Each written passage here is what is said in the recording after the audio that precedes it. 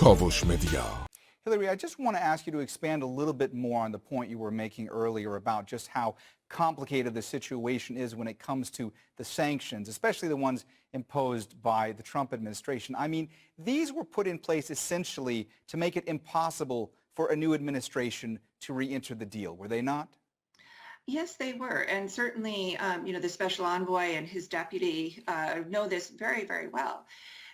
The interesting thing, and this is something that I think is not really understood, is why didn't President Biden, when he was rolling back all of the other contentious, controversial Trump decisions, the Trump decision to pull the United States out of the Paris Climate Treaty, the Trump decision to impose what was called a Muslim ban on people coming to the United States from predominantly Muslim countries, when President Biden rescinded the Trump policies on the U.S. border with Mexico, all of these very harsh, controversial policies, Biden rescinded those with the snap of a finger within 24 hours. Why didn't he do that on Trump's policy rescinding U.S. commitments to the Iran nuclear deal?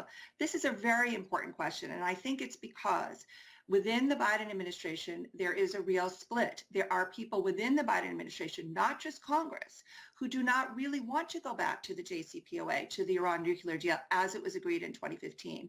They want to renegotiate it. They want to impose more restrictions on Iran and for this to last longer.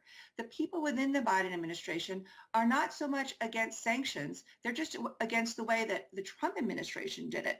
They would like to have a sanctions regime that essentially gives some control over Iran's economy, control over the development of its nuclear program, and allows Iran to have some breathing room, to get some money, to get some of its assets, but not to be completely free of these restrictions.